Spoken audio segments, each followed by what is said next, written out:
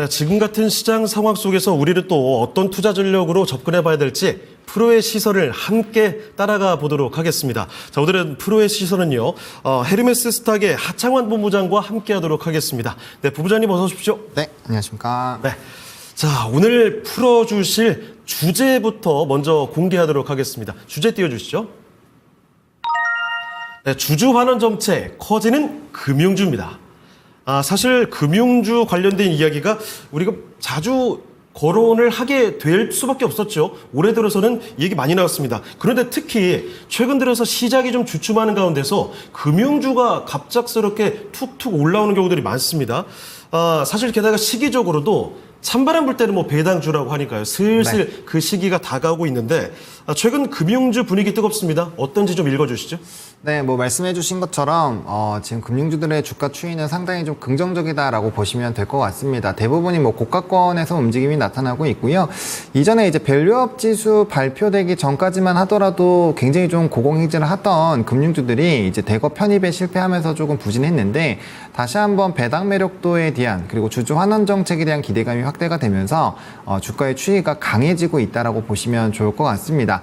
아무래도 이제 밸류업 ETF 관련된 부분도 좀 일부 지연되는 부분도 나타나고 있고요. 이러한 관점에서 본다라고 한다면 이제 개별적인 모멘텀이 굉장히 강화가 될 수 있는 상황이거든요. 그래서 아무래도 이제 이렇게 환원 정책을 하기 위해서는 순이익이 잘 나와야 되기 때문에 그 안에서도 이제 순이익 규모가 굉장히 좀 큰 기업들이 좀 주목을 받고 있는 상황이고요.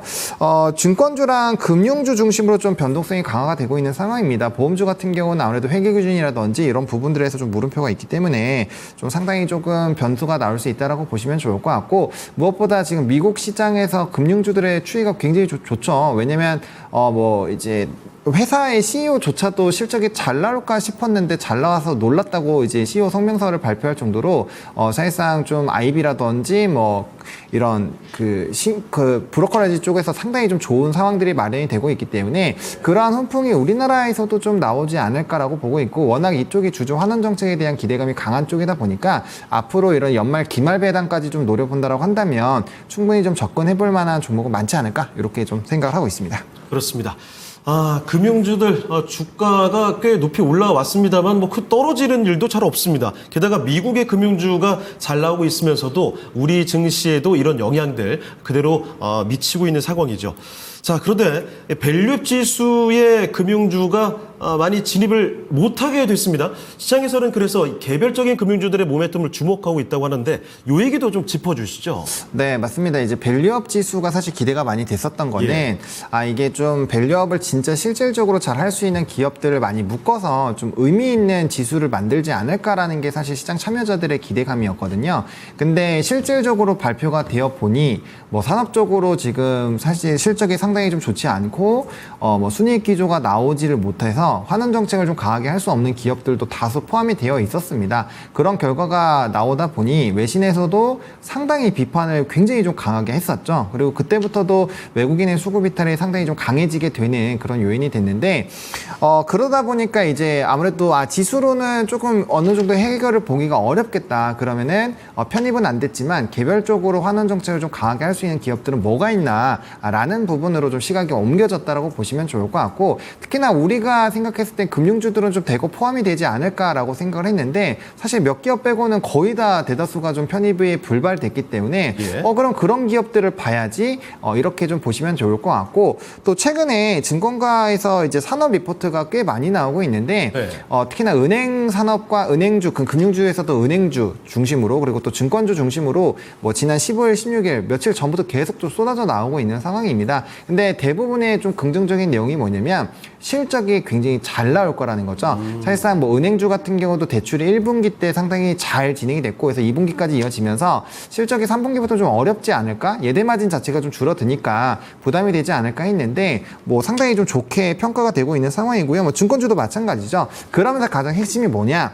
이런 실적을 바탕으로 주주 환원 정책을 굉장히 강하게 펼칠 것이다 라는 내용이 좀 중심으로 나오고 있었고, 뭐 이따가도 좀 자세하게 설명을 드리긴 하겠지만 일부 기업 같은 경우는 뭐 환원율 같은 경우도 상당히 더 높게 형성이 되지 않을까, 이렇게 좀 기대감을 키우고 있는 상황이고, 지금 증시 자체가 사실 좀 굉장히 답답한 시장입니다.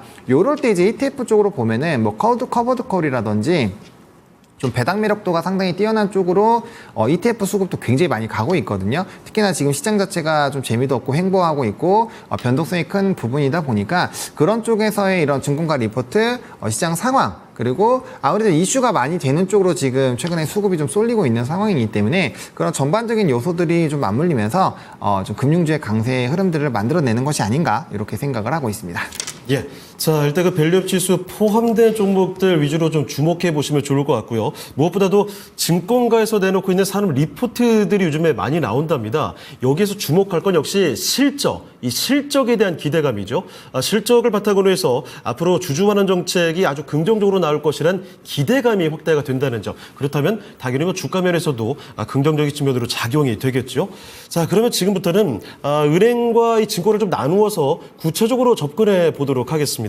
자, 그럼 본부장님, 구체적으로 은행주들의 체크 포인트 어떻게 볼 수 있을까요? 일단 첫 번째로 실적입니다. 앞서 말씀드렸던 것처럼 사실 워낙 상반기 때 실적에 대한 부분들이 최대 실적이 나왔고 거기에 맞춰서 또 환원 정책이 굉장히 강하게 나오다 보니까 이게 뭐 다른 쪽으로 이제 넘어가겠거니 했는데 실질적으로 3분기에 은행 지주사 추정 순이익 같은 경우가 6.1조 원으로 지금 평가가 되고 있는데 이게 시장 컨센이 5조 9천억 정도거든요. 그래서 그거를 조금 뛰어넘는 부분이라고 보시면 될 것 같습니다. 그래서 시장 컨센 대비 상당히 좀 좋아지게 되고 있고 이게 PF라든지 우리가 상당히 좀 부담스러웠던 요인들의 이제 충당금이 이미 반영이 많이 되어 있고 또 이제 리밸런싱을 통해서 상당히 좀 완화를 시키고 있는 상황입니다. 그래서 추가적으로 영향을 주는 건 좀 제한적이라는 평가가 많이 나오고 있는 상황이고요. 또 이제 부동산이 또 굉장히 핫해지다 보니까 대출이 좀 늘어나는 상황이 생겼죠. 뭐 스트레스 DSR 이제 2단계 좀 진행이 되다 보니까 좀 규모는 줄다 보니까 이게 금리 자체가 높아지게 되거든요. 그래서 그게 예대 마진 자체의 그런 님이 줄어드는 걸 굉장히 좀 크게 상회를 하고 있다고 합니다. 그래서 오히려 수익성이 좀 좋아지는 부분으로 진행이 되고 있고 앞으로 이런 기조가 좀 유지가 될 것이다라는 평가가 상당히 많은 상황이에요.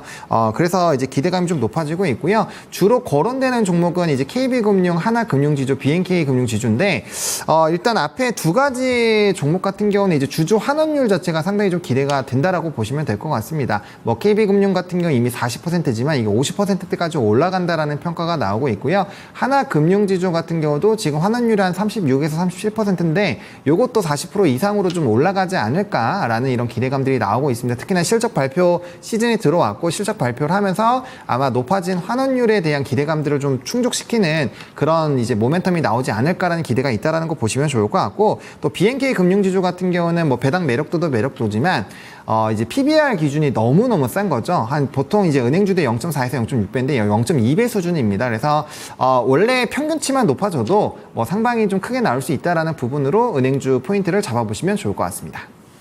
자, 은행주들의 체크 포인트를 정리해 봤습니다. 일단 뭐 3분기 실적에 초점이 맞추어져 있는 시기인데 여기 실적 좋다는 거죠.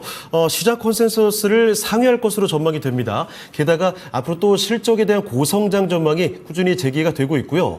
이런 가운데서 탑픽 종목들도 말씀을 해 주셨습니다. KB금융 가장 큰 종목이죠. 하나금융지주부터 BNK금융지주까지도 탑픽으로 거론되고 있다는 점 같이 참고를 해보시면 좋겠습니다. 자, 그러면 은행주에 이어서 이번에는 이 증권주에 대해서도 알아보겠습니다.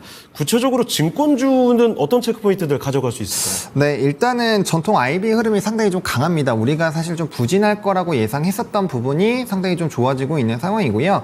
현재 우리나라는 거래대금 자체가 많이 좀 축소가 되어 있는 상황이죠. 근데 이제 미국 시장을 좀 바라보시면 뭐 신고가가 계속적으로 진행이 되고 있는 상황입니다. 아직까지야 우리나라에 대한 좀 매력도가 떨어져서 좀 관심도가 좀 부족한 상황이지만 계속적으로 다른 나라들이 신고가 갱신하고 여러 가지 경제 지표들이 좋아지게 되면 결국엔 거래대금 자체가 높아질 확률이 상당히 높다라는 겁니다. 그래서 거기에 따른 좀 실적의 기대감들도 높아지고 있고요. 또 금리 하락 기조가 만들어지다 보니까 채권 평가에 대한 수익이 상당히 좀 크게 나올 것으로 기대가 되고 있습니다. 이게 듀레이션이라는 개념을 포함을 하면은 아무래도 이제 금리가 떨어지면 이제 가격 자체가 높아지게 되니까 그 평가 가격 자체가 상당히 좀 높게 된다라고 보시면 될 것 같고 또 우리나라에서 이제 서학개미들이 많이 늘어나다 보니까 해외 주식 부분 부분에서 우리나라 국내 주식에서 일평금은 줄었지만 해외 주식 거래 대금은 굉장히 좀 좋아지고 있다고 합니다. 그래서 어디에서든지 거래 수수료가 나오기 때문에 거기서 좀 긍정적인 흐름들이 나타나고 있고요. 그래서 이제 순이익 부분이 상당히 좀 크게 개선이 될 거라고 보여지고 있고, 사실상 우리가 배당하면 금융주들과 이제 뭐 현대차, 우선주라든지 이런 것들을 좀 생각하시는데,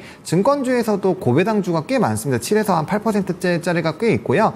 그런 부분에서의 매력도를 보시는 것도 좋고, 혹은 이제 또 여기도 똑같이 PBR 수준이 낮은 걸 보시는 것도 맞거든요. 그래서 일단 한국금융지주와 삼성증권을 주요 토픽으로 보시는 게 맞을 것 같고요. 여러 가지 종합적으로 봤을 때 저는 삼성증권 자체가 좀 매력적이다라고 보고 있습니다. 이것도 워낙 해외 쪽에서 강한 이 증권사 중에 하나이기 때문에 매력도가 좀 상당히 높아지고, 이 종목 같은 경우도 올해 같은 경우는 배당 수익률이 한 7.6% 정도에서 6.8% 정도가 기대가 되고 있기 때문에 고배당에다가 시세 차이, 그리고 이제 향후 증권 시장이 좀 활발하게 됐을 때 증권주들의 수급이 쏠릴 수 있다라는 부분을 본다면 좀 매력적으로 보실 수 있지 않을까, 이렇게 좀 정리를 드리겠습니다. 네. 일단 뭐 전통 IB부터 흐름이 양호하다는 이야기 전해 주셨습니다. 금리 하락에 따라서 앞으로 좀 채권평가의 기대감도 더 높아지고 있는 모습이고요. 순위 그리고 배당 매력도에 체크 포인트를 두면서 주목을 또 해주셨습니다. 구체적인 종목으로 한국금융지주 아니면 삼성증권 같은 종목들의 매력이 더 확대되고 있다는 점 기억해 두시면 좋겠네요. 자, 그러면 마지막으로 주의해야 될 점들도 같이 알아보도록 하겠습니다. 자, 본부장님, 금융주 투자하면서 주의해야 될 점도 같이 좀 정리를 해 주실까요? 네, 일단은 지금 이제 기준점을 어떻게 잡는지가 굉장히 좀 중요할 것 같은데, 만약이라도 우리가 이제 단기 시세 차익으로 본다라고 한다면 모멘텀 플레이로밖에 진행을 할 수가 없습니다. 앞서 말씀드린 것처럼 일단 예상보다 실적이 되게 좋아질 것으로 기대가 되고 있는 상황이고, 주주 환원 정책을 이제 실적 발표를 하면서 동시에 좀 발표를 할 것이기 때문에 그때 그 기준치가 어떻게 되는지에 따라서 주가 추이가 좀 결정이 나겠죠. 일단 시장에서 상당히 좀 긍정적인 평가가 나오고 있고, 대부분의 이제 증권사에서 커버 자체를 긍정적으로 하고 있기 때문에 아마 방향성 자체는 긍정으로 보시는 게 좀 맞지 않을까라고 보고 있고요.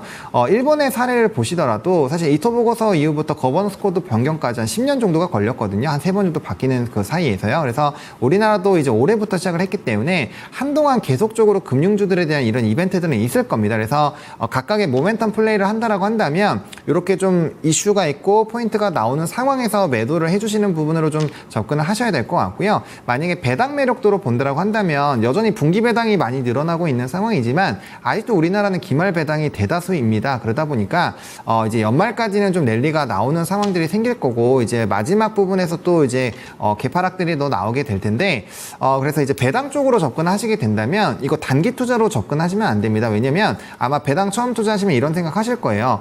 배당을 준 만큼 주가도 떨어지고 심지어 나는 15.4% 배당 소득세까지 내야 되는데 도대체 그 배당 왜 하는 거야? 이렇게 생각을 하실 수가 있거든요. 근데 이게 단기로만 보면 그렇죠. 1년치만 딱 보면 그렇지만 이게 N년 차로 늘어나면 늘어나서 이게 복리로 늘어나기 때문에 많이 달라집니다. 그래서 만약에 배당에 대한 그런 캐시플로우를 만드실 거라고 한다면 단연 이제 위치가 좀 낮아졌을 때 사는 게 제일 유리하고요. 그 다음에 이제 이 횟수 자체를 단기로 보면 볼수록 매력도가 좀 떨어진다라고 보셔야 될 것 같거든요. 그래서 너무 단기보다는 장기 투자적인 관점으로 보지 않으신다면 해당 관점은 오히려 연초 이후에 1월 좀 중순 지나면 다시 배당주들 많이 떨어졌다가 다시 올라가는 그 계절성을 좀 가지는 기간이어서 그럴 때 지켜보시는 게 오히려 더 나을 수도 있다. 이렇게 좀 정리를 드리겠습니다. 네, 단기로 챙길지 아니면 배당 매력 보고 장기로 가게 될지 명확한 전략으로 접근을 해야 된다는 점 말씀을 해주셨습니다. 금융주에 대한 이야기 오늘 상세히 챙겨봤습니다. 자, 그러면 헤르메스 스탁 하창원 본부장 여기서 인사드리도록 하겠습니다. 네, 본부장님 오늘 말씀 고맙습니다. 네, 감사합니다. 네, 지금까지 프로의 시선이었습니다.